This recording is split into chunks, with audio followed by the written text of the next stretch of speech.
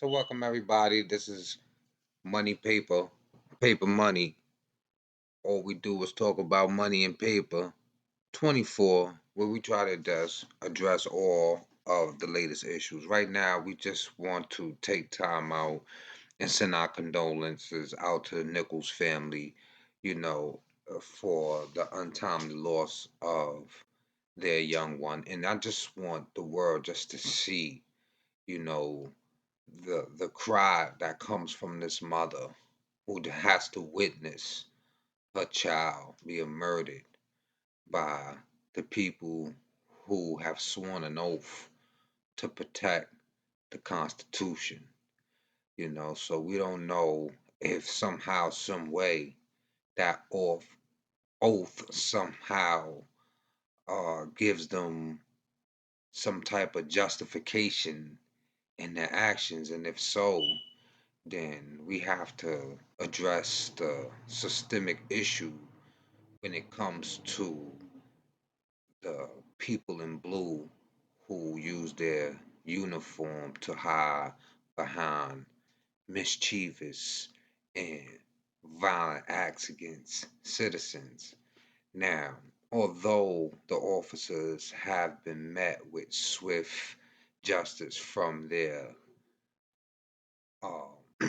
agencies and charges have been brought against the officers, we need to still address the system which allows people to be protected behind a uniform, because these people who put these uniforms are armed and dangerous. They are not realizing and looking at human life and taking that into consideration once they throw this uniform on.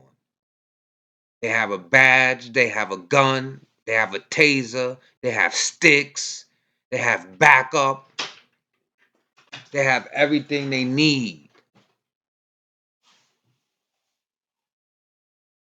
to kill human beings in a justifiable community that is willing to back them. And I don't care if they are met with swift justice. The fact of the matter is, why are we not addressing the system?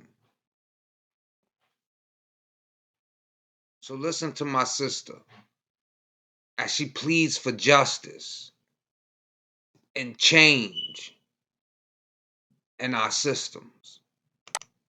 And I want to say to the 5 police officers that murdered my son, you also disgraced your own family when you did this. But you know what? I'm going to pray for you and your families.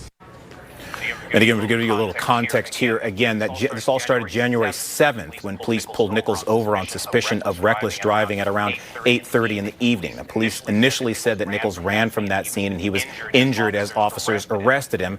He was taken to a Memphis area hospital after he complained about, quote, shortness of breath.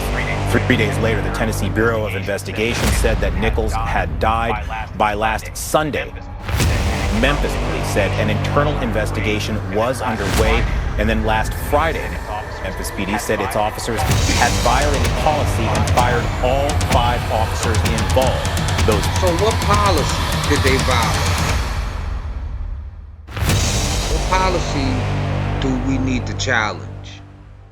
What policy gave them the right to jump out of their car? What policy did they break? Right? Because if it's a policy that is in place that is giving these people the right to approach human beings who are not breaking the law,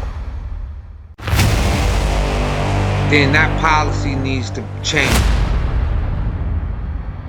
There's no such thing as suspicion. None of that gives them the right to beat that man the way they beat that man. Because your policy that you thought was going to protect you is not going to protect you. So what policy was you hoping was going to come to your defense? Let the people know where we stand and what we need to fight against.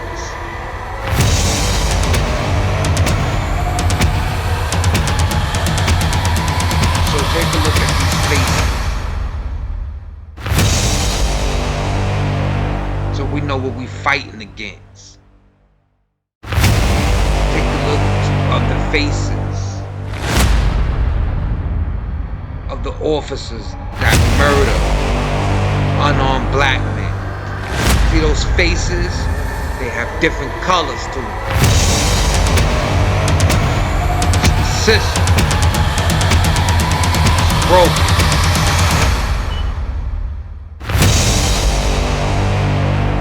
And I'm signing off. Paper Money TV.